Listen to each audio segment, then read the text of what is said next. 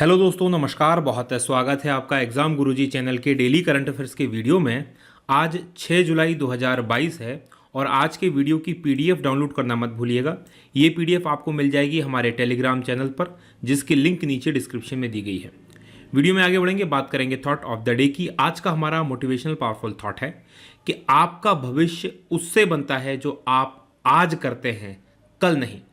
हमें से बहुत सारे लोग क्या कर रहे होते हैं अपनी ज़िंदगी में, या तो भविष्य में जी रहे होते हैं या भूतकाल में जी रहे होते हैं। या तो हम भविष्य के सपने बुन रहे होते हैं, लेकिन उसके लिए जो काम आज करना चाहिए वो नहीं कर रहे होते हैं। या हम हमारी पिछली गलतियों के बारे में बैठ के पछता रहे होते हैं और आने वाले भविष्य के लिए कुछ भी अच्छा नहीं कर रहे होते हैं। तो अगर आप इनमें से ऐसा कुछ कर रहे हैं तो यकीन मानिए आप अपना आने वाला कल भी खराब कर रहे हैं। तो अगर आप चाहते हैं कि आपका आने वाला कल, आपका भविष्य अच्छा बने, तो उसके लिए आपको आज काम करना पड़ेगा, अभी में काम करना पड़ेगा और अभी में जीना पड़ेगा। तो अगर अच्छा भविष्य बनाना है तो आज अच्छा कीजिए, तब जाके कल अच्छा होगा। इसी थॉट के साथ आगे बढ़ेंगे, बात करेंगे क्विक रिवीजन कल के पढ़े गए करंट अफेयर के प्रश्नों का। पहला प्रश्न हमने कल पढ़ा था कि डिजिटल इंडिया सप्ताह 2022 का उद्घाटन किसके द्वारा किया गया है, तो इसका उद्घाटन प्रधानमंत्री नरेंद्र मोदी ने किया। दूसरा प्रश्न, राज्यों की स्टार्टअप रैंकिंग 2021 में शीर्ष प्रदर्शन करने वाले राज्यों में कौन सा राज्य शामिल नहीं है, तो मध्य प्रदेश इसमें शामिल नहीं था। तीसरा प्रश्न, ALH स्क्वाड्रन INAS 324 को कहाँ आयोजित कार्यक्रम में कमीशन किया गया है, तो ये विशाखापट्टनम में INS टागा में कार्यक्रम हुआ था। चौथा प्रश्न, कि किस IIT में अत्याधुनिक ऑटोनोमस नेविगेशन पर प्रौद्योगिकी नवाचार केंद्र तिहान का उद्घाटन किया गया है, तो ये IIT हैदराबाद में। पांचवा प्रश्न, सेना के रॉकेट सिस्टम पिनाका मार्क 1 का सफल परीक्षण कहाँ किया गया, तो ये पोखरण राजस्थान में किया गया। छठवां प्रश्न, कि एशिया प्रशांत स्थिरता सूचकांक 2021 में भारतीय शहरों में कौन सा शहर शीर्ष पर है, तो ये बेंगलुरु है।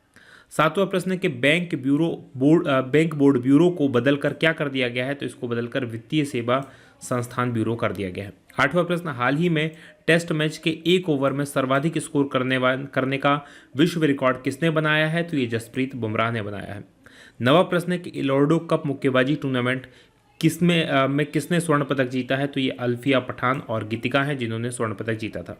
10वां प्रश्न, अंतर्राष्ट्रीय T20 में 2000 रन और 100 विकेट पूरे करने वाले पहले खिलाड़ी कौन बन गए हैं, तो ये साकिब अल हसन बन गए हैं, जो कि बांग्लादेश के खिलाड़ी हैं। ये थे हमारे कल के पढ़े गए करंट अफेयर के प्रश्नों का क्विक रिवीजन। आगे बढ़ेंगे, आज के प्रश्नों की बात करेंगे। आज के करंट अफेयर का पहला प्रश्न है कि किस राज्य में अल्लूरी सीताराम राजू के 125वीं जयंती समारोह का शुभारंभ हुआ है, और ये मनाया जा रहा आंध्र प्रदेश में। यानी कि बी ऑप्शन प्रश्न का सही उत्तर है।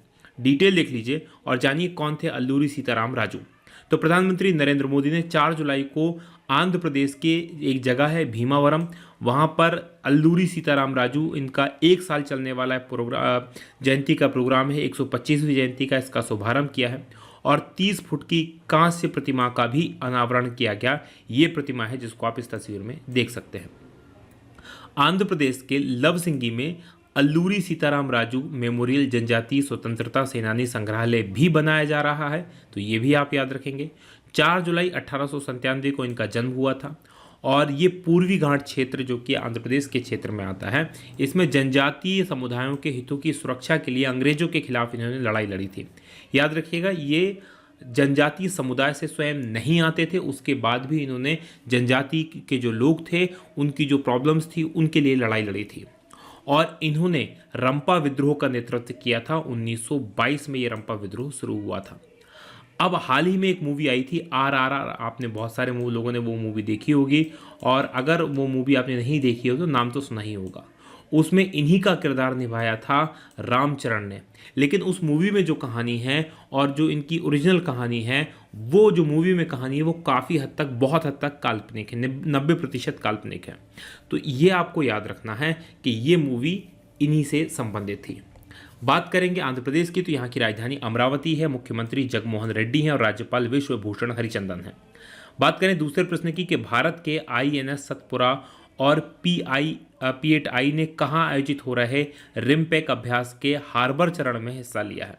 और ये जो रिमपैक अभ्यास है ये अमेरिका के द्वारा आयोजित किया जाता है, यानी कि ए ऑप्शन प्रश्न का सही उत्तर है। डिटेल देख लीजिए क्या है। तो भारतीय नौसेना का जो स्वदेशी युद्धपोत है INS सतपुड़ा और PILRMRASW विमान चालक की विमान को कैरियर करने वाला ये एक शिप है। ये अमेरिका स्थित हवाई के पर्ल हार्बर में सबसे बड़ा जो बहुपक्षीय नौसेना अभ्यास है, जिसको रिम ऑफ द पैसिफिक अभ्यास के नाम से जाना जाता है, उस अभ्यास में ये 2 हमारे युद्धपोत हिस्सा ले रहे हैं। उद्देश्य क्या है? जो मित्र देश हैं उनकी नौसेनाओं के बीच में अंतर परिचालन और विश्वास का निर्माण करना। ये जो अभ्यास है इसमें 28 देश, 38 युद्धपोत, 9 थल सेना, 31 मानव रहित प्रणाली, 170 विमान और 25,000 से ज़्यादा कर्मी यानी कि नौसैनिक इसमें हिस्सा ले रहे हैं। अब इसका आयोजन अमेरिका में किया जा रहा है, तो अमेरिका के बारे में जान लेते हैं। अमेरिका की राजधानी वॉशिंगटन DC है, राष्ट्रपति यहाँ के जो बाइडेन है और मुद्रा अमेरिकी डॉलर है। मैप में मैं आपको अमेरिका लिए चलता हूँ और उस जगह पर जिसको हवाई कहते हैं, जहाँ पर इसका आयोजन हो रहा है, उसके बारे में बताते हैं। तो जैसा कि आप स्क्रीन पर देख पा रहे हैं, ये हमारा भारत है और हमारे भारत से अगर आपको अमेरिका जाना है तो आपको मूव करना पड़ेगा पश्चिम में। अमेरिका जो है भारत के जस्ट अपोजिट में, ये देखिए भारत है हमारा, और भारत के जस्ट पीछे की तरफ देखेंगे तो ये अमेरिका है। ये जो ब्लू कलर का देश आपको दिखाई दे रहा है ये अमेरिका है। अमेरिका के ऊपर जो ये ग्रीन कलर का आपको देश दिखाई दे रहा है ये कनाडा है और नीचे मैक्सिको है।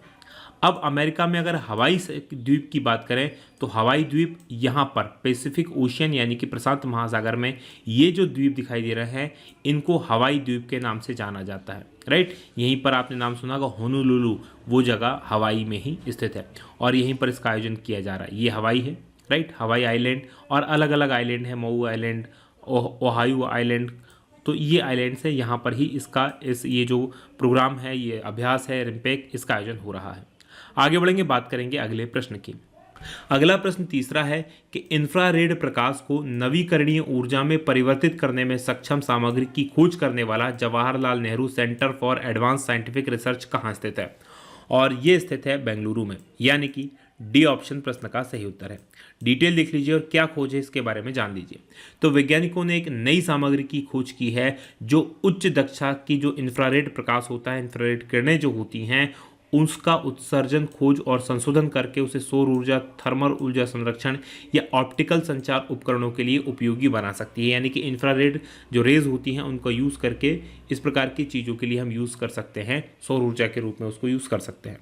बेंगलुरु स्थित जो Jawaharlal Nehru centre for advance scientific research है, उसकी विज्ञान प्रौद्योगिकी विभाग जो भारत सरकार का है उसका ये एक स्वायत्त संस्थान है, उसके द्वारा ये खोज की गई है। इसके जो शोधकर्ताओं ने सिंगल क्रिस्टेलाइन स्कैंडियम नाइट्राइट, ये आप याद रखिएगा, SCN, single crystalline scandium nitrite, ये एक नई सामग्री की खोज की है जो उच्च दक्षता के साथ इंफ्रारेड प्रकाश का उत्सर्जन, खोज और संशोधन कर सकती है। ये आप याद रखेंगे। बात करेंगे चौथे प्रश्न की कि केंद्र सरकार ने किसके निजी इस्तेमाल पर रोक लगाई है, यानी किस उपकरणों के निजी इस्तेमाल पर रोक लगा दी है? तो ये जेमर और बूस्टर्स हैं, यानी कि ए ऑप्शन प्रश्न का सही उत्तर है। डिटेल देख लीजिए क्या है। तो केंद्र सरकार ने जेमर, नेटवर्क बूस्टर और रिपीटर्स जो होते हैं उनके निजी इस्तेमाल पर रोक लगा दी है और इसमें कहा गया है कि अब इनकी खरीद बिक्री भी पूरी तरह से बैन होगी। इनकी निजी तौर पर खरीद बिक्री नहीं होती। आपने देखा होगा जब आप कई बार पेपर देने जाते हैं, ऑनलाइन वगैरह पेपर, तो उसमें इनका प्रयोग किया जाता है ताकि आपका जो मोबाइल सिग्नल्स होते हैं, GPS सिग्नल जो होते हैं और 3G 4G जितने भी CDMA सिग्नल्स होते हैं, उन सबको क्या किया जाता है, इसके द्वारा जैम कर दिया जाता है, रोक दिया जाता है। भारत में सिग्नल जैमिंग उपकरणों का विज्ञापन, बिक्री, वितरण, आयात या किसी साइट पर बिक्री हेतु इनको लिस्ट करना अब गैरकानूनी है। बात करें मोबाइल सिग्नल बूस्टर्स की या रिपीटर्स की, तो ये एक प्रकार के एम्पलीफायर होते हैं। एम्पलीफायर मतलब किसी भी चीज़ को बढ़ाना, उसको एम्पलीफाई करना कहलाता है। तो ये मोबाइल फ़ोन के जो सिग्नल्स होते हैं उनको रिपीट करते हैं और सिग्नल्स को बढ़ाने के लिए इनका यूज़ किया जाता है। बात करेंगे पांचवें प्रश्न की कि विश्व बैंक की ग्लोबल फाइंडेक्स 2021 रिपोर्ट के अनुसार भारत के कितने लोग औपचारिक बैंकिंग की पहुंच से दूर हैं। और इस रिपोर्ट में कहा गया है कि भारत के लगभग 130 मिलियन लोग औपचारिक जो बैंकिंग पहुंच होती है, औपचारिक मतलब बैंक में आपका खाता होना, उससे दूर है। और याद रखिएगा 1 मिलियन में 10 लाख होते हैं, right. 1 million is equal to 10 lakh. बात करें इसकी डिटेल की, तो विश्व बैंक की जो ग्लोबल फाइंडेक्स रिपोर्ट आई है 2021 की, इसमें कहा है कि भारत ऐसे देशों में शामिल है जहां दुनिया के 1.4 अरब वयस्क जो हैं उनमें से आधे औपचारिक बैंकिंग तक पहुंच के बिना रहते हैं। तो भारत में ये कंडीशन है कि बहुत सारे लोग जो हैं उनकी औपचारिक जो बैंकिंग होती है उस तक पहुंच ही नहीं है। हालांकि भारत सरकार के द्वारा जनधन खाता स्कीम के नाम से एक योजना चलाई गई थी, अगर आपको याद हो, उसका उद्देश्य यही था वित्तीय समावेशन, यानी अधिक से अधिक लोगों तक जो फॉर्मल बैंकिंग है, जो खाता खुलना है, वहां तक पहुंच सके। लेकिन वो स्कीम, हालांकि खाते उसमें बहुत खाते खुले थे, लेकिन उन खातों का ऑपरेशन नहीं हो पाया, उनको यूज़ बहुत सारे लोग उसको यूज़ नहीं कर पाए। हाँ, लेकिन बहुत सारे लोगों ने उसका यूज़ भी किया है। औपचारिक बैंकिंग के बिना वैश्विक आबादी का एक बड़ा हिस्सा भारत में 130 मिलियन और 230 मिलियन चाइना में रहता है।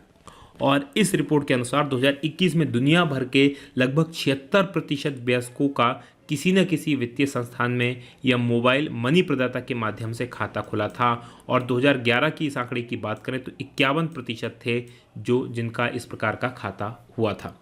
तो अब क्या है कि अब ये बढ़ के संख्या 76% हो गई है। मोबाइल बैंकिंग की जो सुविधा आई है वो अफ्रीकन कंट्रीज़ में काफ़ी ज़्यादा लोकप्रिय हुई है। बात करें विश्व बैंक की, जिसके द्वारा ये रिपोर्ट जारी की गई है, इसका मुख्यालय वाशिंगटन डीसी में, स्थापना हुई थी इसकी जुलाई 1944, ब्रेटन वुड्स सम्मेलन हुआ था उसके तहत। अध्यक्ष डेविड मालपास हैं और एमडी और मुख्य वित्तीय अधिकारी इसकी वर्तमान में अंशुला कांत हैं।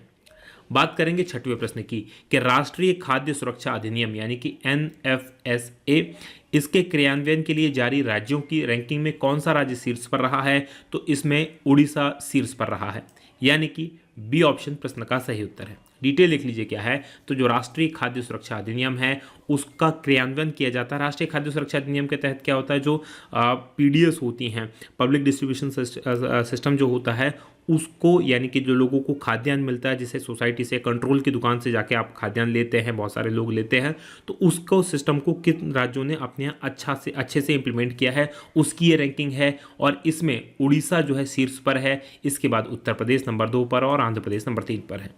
केंद्रीय खाद्य और उपभोक्ता मामलों के जो मंत्री हैं पीयूष गोयल, उनके द्वारा state ranking index for NFSA 2022 इसको जारी किया गया है। और विशेष श्रेणी के राज्यों में त्रिपुरा ने प्रथम स्थान हासिल किया है और दूसरे स्थान पर हिमाचल प्रदेश और तीसरे स्थान पर सिक्किम रहा है। बात उड़ीसा की करें तो यहाँ की राजधानी भुवनेश्वर है, मुख्यमंत्री नवीन पटनायक हैं, राज्यपाल प्रोफेसर गणेशी लाल हैं। बात करेंगे सातवें प्रश्न की कि हाल ही में गांधीवादी P गोपीनाथन नायर का निधन हो गया है, ये किस राज्य से थे? तो ये जो है केरल से थे, यानी कि सी ऑप्शन प्रश्न का सही उत्तर है। डिटेल लिख लीजिए क्या है। तो गांधीवादी विचारक, स्वतंत्रता संग्राम सेनानी और पद्मश्री से सम्मानित P गोपीनाथन नायर का 5 जुलाई को निधन हो गया और ये 100 वर्ष के थे। 7 जुलाई 1922 को केरल के नैया तिनकारा एक जगह है, वहाँ पर इनका जन्म हुआ था और ये अपने कॉलेज के दिनों में भारत के स्वतंत्रता संग्राम से जुड़े थे और असहयोग आंदोलन में भी इन्होंने हिस्सा लिया था। नायर ने उसके बाद विनोबा भावे द्वारा जो ऐतिहासिक भूदान आंदोलन था, जिसमें भूमि उपहार आंदोलन कहा जाता है, उसमें भी भाग लिया था और 2016 में इनको भारत सरकार ने पद्मश्री से सम्मानित किया था। बात करेंगे आठवें प्रश्न की कि 2021 में भारत ने अपनी पशु प्रजातियों की सूची में कितनी नई जीव प्रजातियों को शामिल किया है? तो भारत की जो इंडेक्स है पशु प्रजातियों की, उसमें 540 नई जीव प्रजातियों को शामिल किया गया है, यानी कि ए ऑप्शन प्रश्न का सही उत्तर है। डिटेल देख लीजिए क्या है। तो 2021 में भारत का जो जीव डाटाबेस है उसमें 540 नई प्रजातियां प्राप्त की गई है, जिसमें जानवरों की प्रजातियों की कुल संख्या अब बढ़कर हो गई है 1,03,258। अब बात करें इसके अतिरिक्त 2021 में भारतीय वनस्पतियों में 315 ऐसी नई प्रजातियां जोड़ी गई जो पहले इसमें शामिल नहीं थी और इसमें देश में फूलों के टेक्सा की जो कुल संख्या हो गई है वो 55,048 हो गई है। नई पहचानी गई प्रजातियों में एक स्तनपायी प्रजाति है, जिसकी तस्वीर आप यहाँ पर देख पा रहे हैं। ये स्तनपायी प्रजाति जो है वो अंडमान निकोबार द्वीप में मिली है और इसका नाम है क्रोसीडूरा नार्कोडेमिका। ये एक प्रकार का स्तनपायी प्राणी है। इसके अलावा 35 सरीसृप प्रजातियाँ हैं, सरीसृप यानी रेंगने वाले जीव हैं, और मछलियों की 19 प्रजातियाँ हैं। एक बात करें सरीसृप की तो ये वोइगा वाइट केरी, जिसे वाइट टेकर बिल्ली की सांप के रूप में जाना जाता है, इसकी भी खोज हुई है। ये अब तमिलनाडु के पश्चिमी घाट में पाया गया था। बात करेंगे 90 प्रश्न की कि हाल ही में भारत के 1970 के दशक के अंतर्राष्ट्रीय गोलकीपर का निधन हो गया है, उनका नाम क्या था? तो इनका नाम था EN सुधीर, यानी कि डी ऑप्शन प्रश्न का सही उत्तर है। डिटेल देख लीजिए क्या है। तो 1970 के दशक के भारत के गोलकीपर के रूप में ये खेले थे अंतर्राष्ट्रीय फुटबॉल खिलाड़ी EN सुधीर, इनका निधन हो गया है और गोवा के मापुसा में इनका निधन हुआ है। 1972 का जो ओलंपिक क्वालिफायर हुआ था और रंगून में, जो वर्तमान में यंगून नाम से जाना जाता है, म्यांमार में, इसमें इंडोनेशिया के खिलाफ अंतर्राष्ट्रीय इन्होंने पदार्पण किया था और 9 मैचों में भारत का प्रतिनिधित्व किया था। 1973 में मार्डेका कप में राष्ट्रीय टीम में शामिल थे और 1974 में एशियाई खेलों की टीम का भी ये हिस्सा थे। बात 10वें प्रश्न की करेंगे कि किसने 2022 का ब्रिटिश ग्रां प्री खिताब जीता है, और ये खिताब जीता है कार्लोस सेंज ने, यानी कि ए ऑप्शन प्रश्न का सही उत्तर है। डिटेल लिख लीजिए क्या है। तो फेरारी के ये ड्राइवर हैं कार्लोस सेंज, और ब्रिटिश ग्रां प्री 2022 में पहली फार्मूला 1 इनकी जीत दर्ज की है, जिसमें स्पेनिया के red bull driver Sergio Perez और मर्सिडीज के लुइस हैमिल्टन को इन्होंने हराया है।